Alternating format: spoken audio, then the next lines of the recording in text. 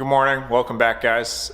Before we get started, I just want to say thanks for all the support on the first video. You guys are going to keep us motivated. We're excited. That was really the first time we got to show off the shop to, I guess, strangers, the public, anyone that wasn't just our close friends or people helping us work on the shop. So we really appreciate all the support, and we're excited to just keep making content now and keep the projects going. So yeah, I figured that'd be a good use of today. I'll go through each of our cars, kind of where they sit, a bunch of updates that we got. We got DCTs, stop techs, carbon roof, rewraps, a whole shebang of stuff to go over. So yeah, let's jump right in. I guess we start with the elephant in the room that everyone loves to ask about, which is my exhaust.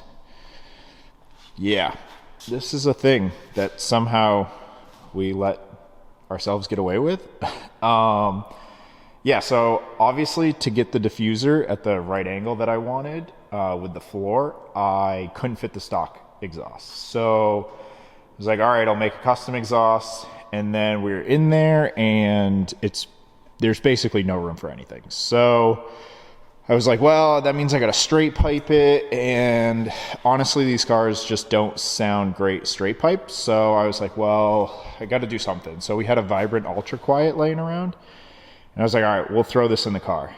And then we put it in and we're like, wow, this doesn't fit either. So what's happening? We can't fit a Y. Okay. We'll do straight out the back, whatever. And like right when I did it, I was like, okay, I will, I even marked it. It's probably still marked barely, but I was like, I'll cut it. I'll leave it like a ½ inch out. It's obviously like pretty ignorant looking, but like whatever, it's gonna stick out the middle. It'll kind of be cool, race car, whatever. And then we were just hammering down to get to grid life, and I needed to leave it long so I could put a fixture out here to get it through the center of the hole. And yeah, then I was kind of late and I was like, all right, well, we're going to grid life with this. And obviously everyone at grid life was like, this is awesome. Wow, this is crazy. This is so cool. You should leave it, blah, blah, blah. And I'm like, yeah, it's sweet. Ha ha ha. This is cool. And then I'm like, oh God, no, I just got to get rid of it. Like it's a little too crazy for the car. So part of the plan is I want to do a new diffuser anyway. I kind of want to tie in with the bumper coming out this way a little bit. I don't really want to cut the bumper out at all. I like the style look for it, and really the aero benefit is like 0.0025, so not crazy because it is already vented. So I'm going to do that, and then I want to follow the profile of the bumper more, make it stick out this way a little bit less, a little bit cleaner look, and then cut down the exhaust. So that is one of the first projects I would like to get done. But I guess as we move forward in the car, you'll just see more and more of a debacle that the car is right now. So unfortunately, at that event, I came off the track and I was like, well, gas light's on, I might as well just drive down the road and get some gas. And when I did, the hood latch came undone. And so I had two aero latches, and one of them, this is definitely my fault, I just was ignorant about it, I guess. You had to kind of put a screwdriver in and tweak the little, I guess it's probably not a 4-link, but one of the levers, you had to tweak it, and then it would let you clip down. And yeah, it was like that for like a month, and I just kind of didn't do anything about it. I was like, oh, it is what it is. And yeah, unfortunately that one broke.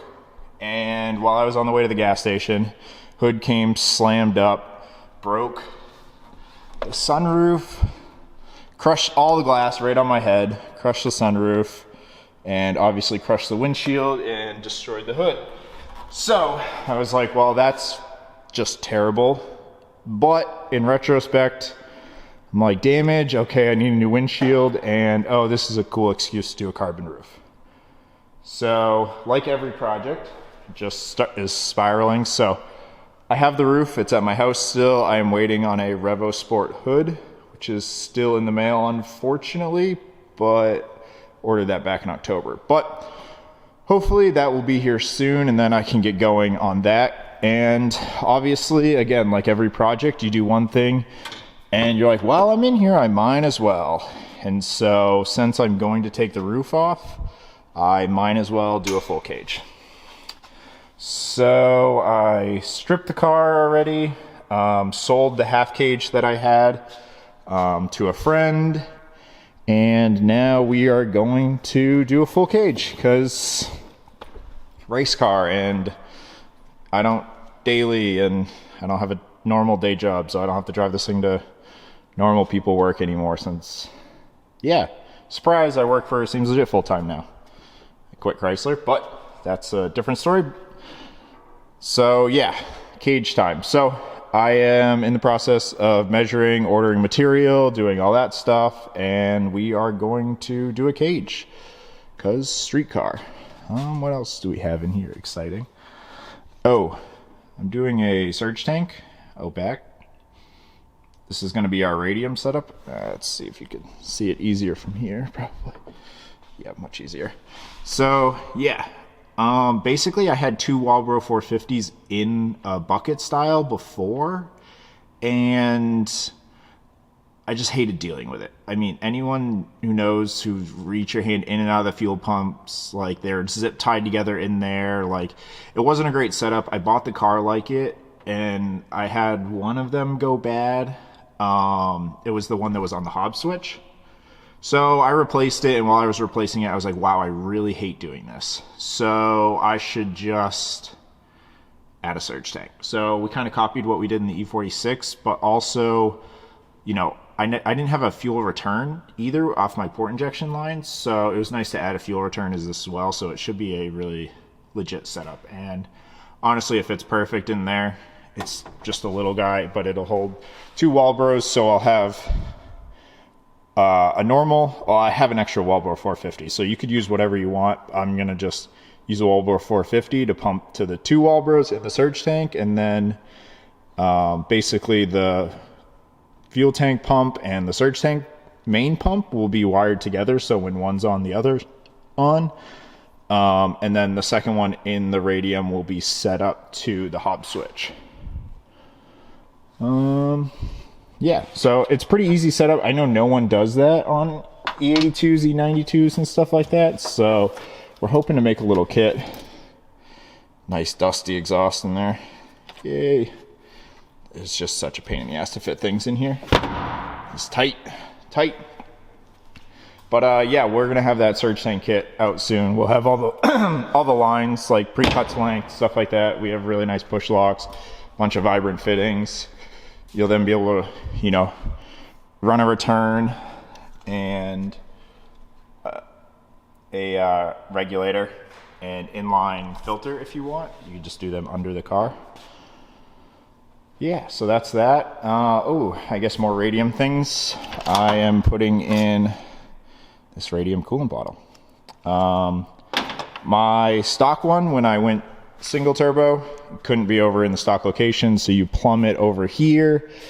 It kind of just never really fit with the forward facing manifold, like power steering, catch can. I had too much junk over here. It kind of just was never mounted right, and just I hated running all the extra coolant lines across the front of the motor anyway.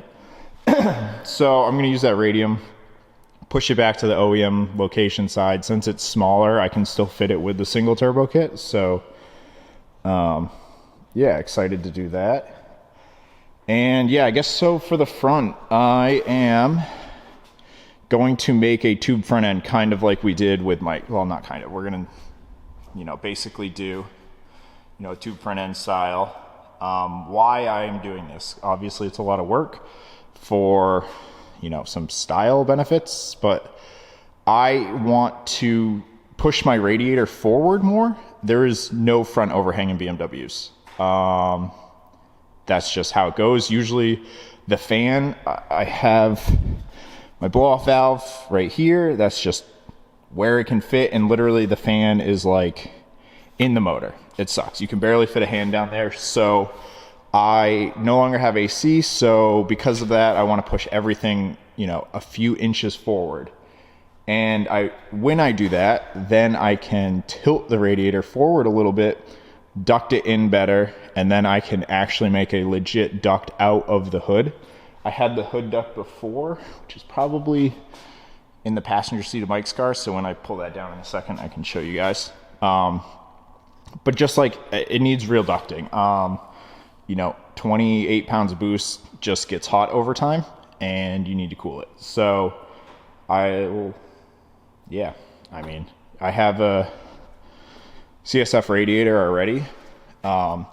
It worked sweet in the stock location. I had the hood duct already. So, I didn't have an issue with cooling, but I have an addiction to changing things. There, I'll just admit it. And I think it's going to look sweet. So, and also I'll be able to create like really nice oil cooler brackets. So I run the two CNRs for oil cooling.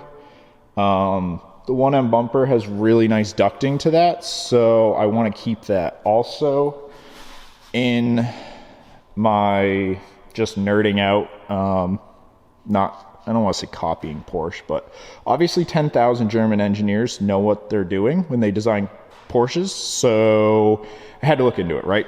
So Porsche, what they do is they duct in the oil cooler and then out right in front of the front tire. Like there's the slit on the new GT2s and GT3s.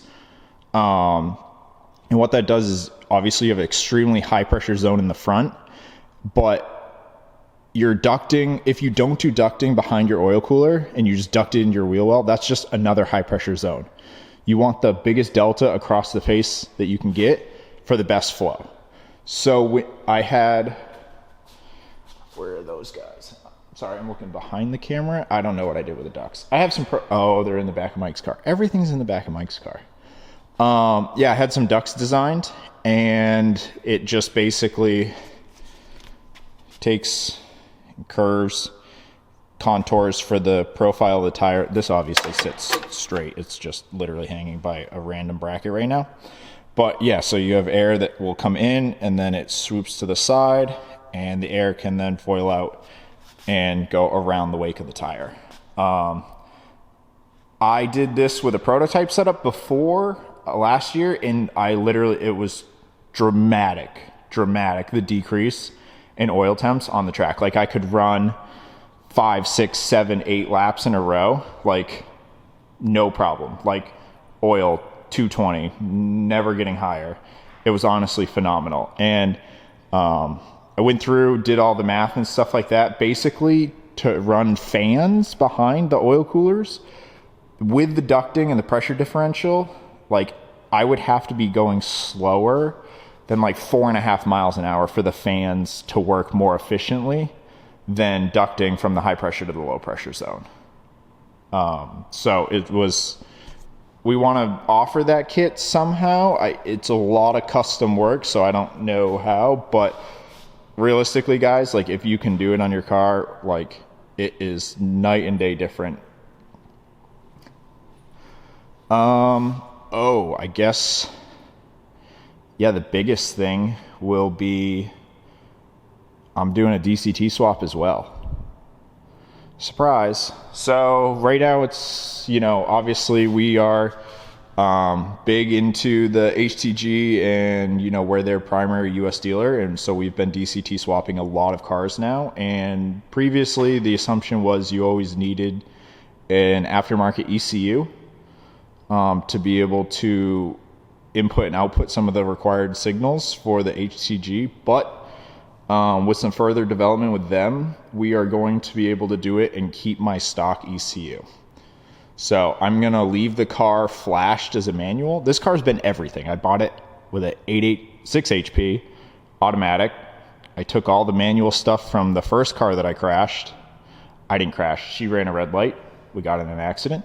Took all the manual stuff, threw it into this chassis basically. And now it's getting a DCT. So it's pretty much been around the world and back in terms of transmissions. But I'm excited just to be able to drive all 3 different ones on the same chassis and really get a feel for like which one I prefer. And then we're going to offer the whole kit. So M54, like I have the 8-bolt crank. So that's the limiting factor right now for me. I don't want to use a single mass flywheel. They're just prone to basket failures and stuff like that. So the dual mass is really just the superior pick for that. So we are working with Adamat, our supplier. This is a LS version, but yeah, it's a sprung hub, and I will have that available for 6 and 8 bolt M54 cranks pretty soon. We have a bunch of other options already, but I'm really excited for the older guys to be able to swap to DCT and still keep like stock ECU. Obviously, Cyvex is just insanely expensive for doing these. Is it the best? Yes, but some of us only have so much money. So yeah, I guess obviously that's a lot of shit that I have to do. But yeah, now that we're in the new space, we're excited to get started. Yeah, let's talk about Mike's car. I have a flashing red battery, so I need to go get a new battery. End scene. Yeah, so Mike's car. Basically, this thing's sweet right now. Like 99% of the work is done. Oh, my ducting. Some shielding. Yeah, I kind of had that curve. Could go out the side of the car. Yeah. Mike's DCT ducting. Yeah, but so before I digress into another 20-minute ramble, my car's looking sweet. Basically done. I say that and people are just going to make fun of me in 1 second when there's still no motor in it. But everything's basically done, guys. Like, yeah, so the motor's at a machine shop right now. That's getting buttoned up. And then, yeah, that's literally just put it on a stand, boop, put it in, plug in a few sensors, and she's good to rip. Tune, everything is done. The DCT's running sweet. Yeah, guys, it's basically done. I keep saying that when there's literally no motor in the car, but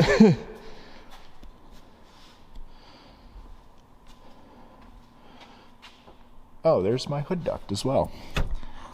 Just the process of moving is so gnarly. I literally hate it. There's nothing I hate more. Like, you have half your stuff at 3 different locations.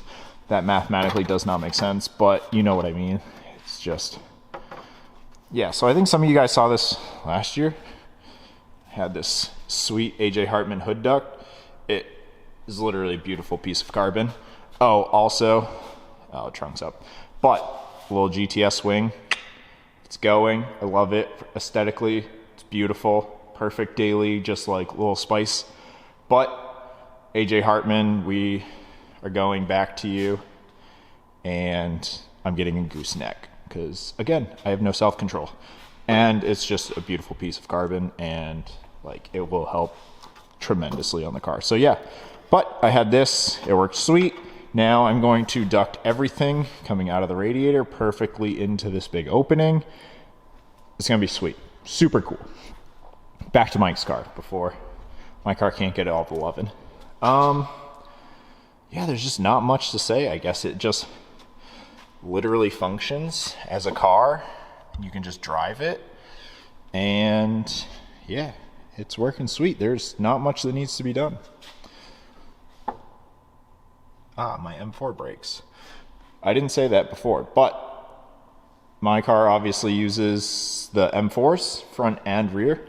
So I have the 380 mil front, 370 mil rear. You don't see calipers on them now because I am sending the calipers out to be nickel plated. I wanted to do a little spicier than just powder coating it some random color. I think nickel plating is the new fad. From a heat rejection standpoint, it's sweet. Like, it holds up really well with brake dust, everything like that. All the stop techs, APs, you know, everyone offers nickel plating. So yeah, we have a guy next to our machine shop in New York who is going to blast them and polish them and then send them to nickel plating. So hopefully get those back in a few weeks. Hopefully not a few weeks. Hopefully like a week or two. Probably 2. Yeah, but basically that's where Mike and I stand right now. With our cars, we'll have more going on soon. If I walk outside, it's a beautiful Michigan day. It was 55 degrees yesterday and it's snowing today. Let's look outside. Oh yeah. All right guys, we're gonna call it a video there. I know it wasn't the most exciting one, a lot of me rambling, but lots of cool projects coming up that you guys aren't gonna wanna miss. We got the roof off the E82 already. We got some big brake adapters going on Mike's car. So tune in next week for all of that. You guys aren't gonna wanna miss any of that. Like, comment, subscribes. I know the YouTube overlords need us to say that so that the video can do well and we can grow. Yay, YouTube overlords. So, all right, guys, we'll catch you in the next one. Peace.